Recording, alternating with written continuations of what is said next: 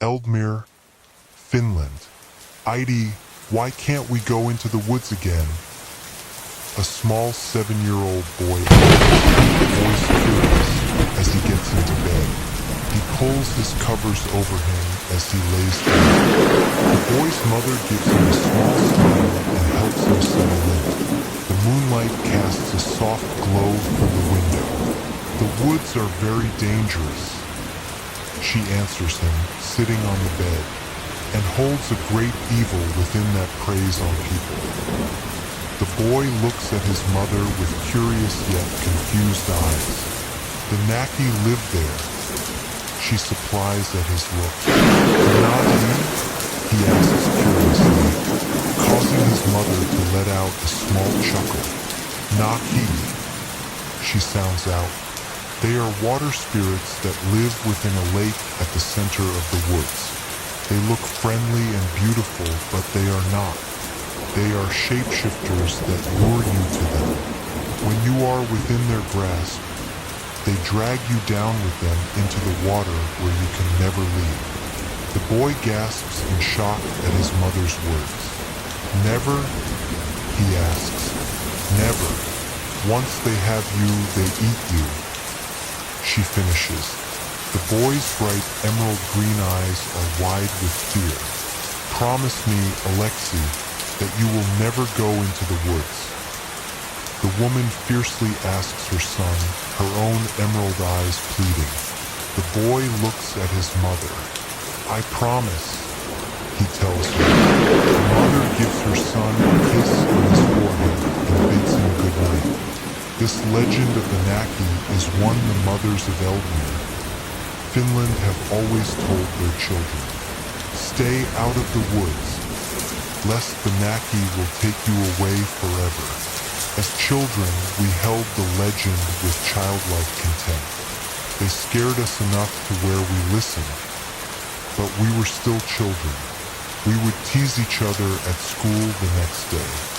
One of us would pretend to be the Naki and chase the rest of us around at recess. As we grew older, we realized the legend was just a story, a fairy tale. Mothers told their children to make them behave and stay out of the woods. And as time went on, we stopped believing. Alexei, Gareth, and Maki are here. I hear my mother shout from the front door. I quickly stuffed the rest of my korvapusti into my mouth. Licking cinnamon off of my fingers, I quickly grab my bag and head to the front door. I can see my friends waiting at the bottom of the steps. I'll see you later, Heidi, I say, giving her a quick kiss on the cheek. Before I can step out of the door, she grabs me by the arm. Alexei. Yes, I sigh, already knowing what's about to happen. Gareth and Maki look up at us, also knowing, before heading to the end of the walkway. I turn my attention back to my mother. Have fun, she starts. Her grip on my arm gets tighter. And please do not go into the woods, she pleads. I know, I tell her. My voice comes out a bit harsh. She flinches slightly, causing me to sigh. Olin pahoilani, Heidi, I say as I embrace her. She smiles softly and gives me a gentle pat on the cheek. I know you get tired of me telling you this, Poikani, but I just want you to be safe. I know, Heidi, I promise. I tell her. Her bright eyes search mine for a second before nodding her head. I'll see you tomorrow, she tells me, giving her another kiss on the cheek. I leave the house and walk towards my friends. Are you ready? Gareth asks, a wide smile on his face. His dark russet brown eyes sparkle and his broad shoulders hum in excitement. I look at Maki with a raised eyebrow, to which he shrugs his shoulders. You're pretty excited, huh? I ask as we walk down the road. The streets are slowly dying down as people pack up their vehicles for the day and start making their way home. The sun's descent paints the sky sky with pink, orange, yellow, and purple. Of course I'm excited. This meteor shower is the most exciting thing to happen in this town since Mrs. Lottie got caught sleeping with mailman by her husband. He states, causing Maki snicker beside me, "You can't tell me you're not excited about seeing an actual meteor shower." Gareth states, looking at me, "I am." I tell him, Eldmere is almost completely surrounded by woods and is a small town compared to others in Finland. With less than 300 people here and 3 stoplights, there isn't much to do here. He then looks at Maki. With a roll of his cornflower blue eyes, he gives us Gareth a nod. It is exciting, and it's nice to get out of the house. He tells him, "Is your mom still fighting with your sister?" I ask him, "When are they not fighting?" He sighs. "It's gotten even worse over the past couple of months with Ein's new boyfriend, who I'm pretty sure she's dating just to irritate Mom. Ein is a little over a year younger than Maki and has always been difficult. She seems to crave getting into trouble. The arguing has gotten bad enough to where Dad has been staying in the den when he's not at work. Though now it's more of Mom shouting and Ein ignoring her." He finishes with another sigh. "Well, this will be a good distraction." Gareth tells him with a pat on the back. It doesn't take us long to get to the creek. A bright, burning fire flickers, lighting up the area. Music fills the air and drunken teenagers stumble around. The sound of the rushing water can barely be heard of the excited shouts. A quick glance at my watch shows we still have about half an hour before the shower is supposed to start. We head over to the fire and relax, something we haven't really been able to do lately. I'm talking to a classmate when bright lights flicker across my sight, causing me to look up. The sound of excited cheers and shouts fill the air as the meteor shower begins. It is quite a beautiful sight. Streaks of light shoot across a star-filled sky. "Wow, this is amazing." Maki states in wonder, the first genuine smile I've seen in weeks settling on his face. Before I can agree with him, I feel Gareth pull on my sleeve. "Isn't that Ein?" "With Kali?" he asks, pointing off to the side. Following his finger towards the creek, I spot the familiar long, blonde hair vine. She's holding Kali's, a teen of questionable motives, hand as they step into the creek.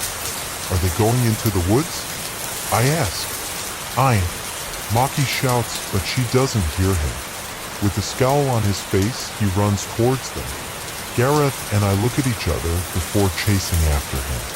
By the time we reach the edge of the woods, the 2 teens have already disappeared inside.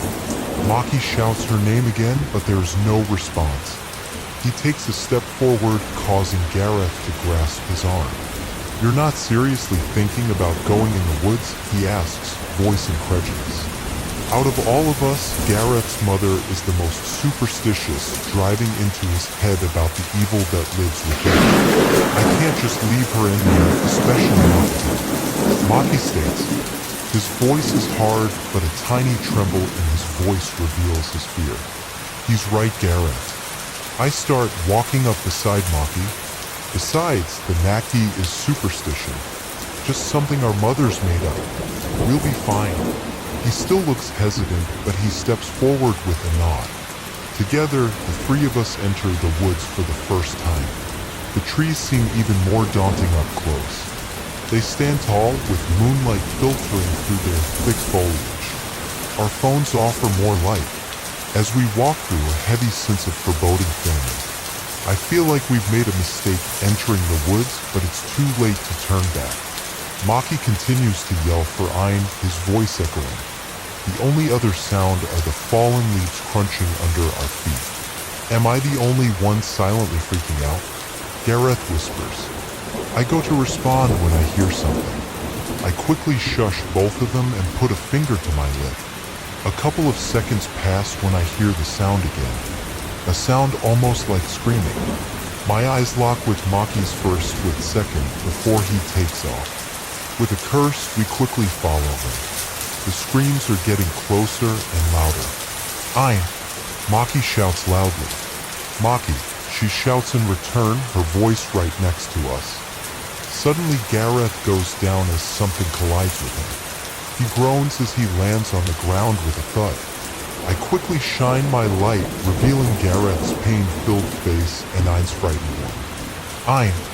Maki shouts, going towards her. He gathers her in his arms as sobs rock her frame. Leaves and twigs stick out of her wet hair.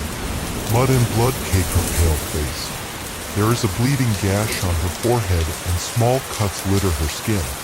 Her clothes are torn, bloodied, and drenched in water. Ein, are you okay? Did Kali do this to you? Maki asks frantically. She shakes her head, her body still trembling. And no, Kali didn't do this, she stutters out. I take off my jacket and wrap it around her shoulders. We have tea to get out over. She tries to stand up, but her shaking legs force her back down again. Take it easy, Maki says. She grabs his arms in a fierce grip. We have to leave right now, she growls out, her voice has stopped shaking. It's coming. Ein, what are you talking about? What happened to you? They're real. The Naki, they're real. She tells us the last part a whisper. They can't be. It's a store-dash dot. Maki replies. It killed Kali. She interrupts, casting us into silence. Dragged him into the lake, kicking and screaming, and tore him apart. She pulls down the collar of her shirt, revealing a deep bite mark that definitely does not look human. It almost got me, but I got away somehow. I look at Ein, not quite believing my ears. The story my mother always told me was real. Suddenly, an inhuman screech fills the air, causing us all to freeze. More screeches fill the air and are steadily growing in volume. It's coming. Ein whispers, her pale blue eyes widening in fear. I quickly help her stand, the screeches getting closer. Run! I shout. I grab Ein's hand and head in the opposite direction that she came from, Maki and Gareth right behind us. Bushes and low branches cut into my skin, but I pay them no mind, focused only on getting out of the woods. This can't be happening. This cannot be happening. I hear Gareth state in a breathless voice. We just have to make it out of the woods.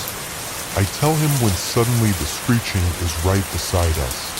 Before I can say anything, a black mass rushes at me, knocking me down. I feel pain as my body hits the ground. I'm disoriented at first, but my vision clears, revealing sharp teeth coming towards my face. I quickly kick my feet out, sending it away from me. Grabbing the closest thing to me, a thick stick, I scramble to my feet. The Naki has taken the shape of a beautiful, naked woman. Its hair is long, white, and drags upon the ground. Blood stains its pale skin, and its eyes are black as night.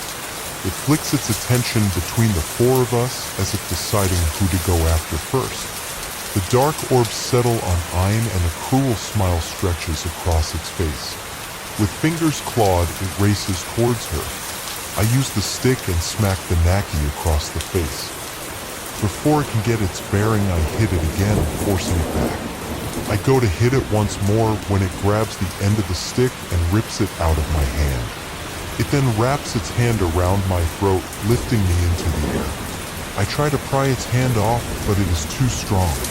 I hear Maki shout as he runs towards us with a stick of his own. The Naki easily knocks him away and brings its other towards my left arm. It takes my arm and brings it towards its mouth. I try to resist. Suddenly there is pain shooting up my arm as the creature takes a bite. My scream fills my ears and the air. Taking its mouth away, the Naki looks at me with a blood-stained grin. Then it goes for my shoulder, its sharp teeth tears into my skin. The pain is absolutely excruciating, and I can feel it through my entire body. My body is weakening and black spots fill my vision as it continues to feed from my flesh. The shouts of my friends echo in the background, but I know it's useless. I am going to die tonight. All I can think about is my mother and the fact that she will be heartbroken. I'm sorry I didn't keep my promise, Heidi. I think as I start to fade out. Suddenly, the teeth and pressure around my throat are lifted. As I fall to the ground, I gasp and cough as air rushing back into my lungs. A screech fills the air once again, but this one is filled with pain. Still weak, I can only lift my head a bit to see. Another screech reaches my ears even louder and longer than the last. The Naki is on the ground with several arrows sticking out of it. Still screeching, it tries to crawl away, but another arrow finds it. This time, piercing what I believe to be its heart, causing it to go quiet. A sense of peace fills me at the creature's silence. I may be dying, but at the very least, my friends will be okay. As I begin to black out, familiar emerald green eyes lock onto my own. The smell of lilac fills my nose and soft hands caress my face. Aiti, I whisper. I see a small smile settle on her face. Olin Pahalani, she states softly, tears running down her face. I told you to stay out of the woods. I know, I'm sorry. I tell her. Rest, she says. I close my eyes and surrender to the darkness.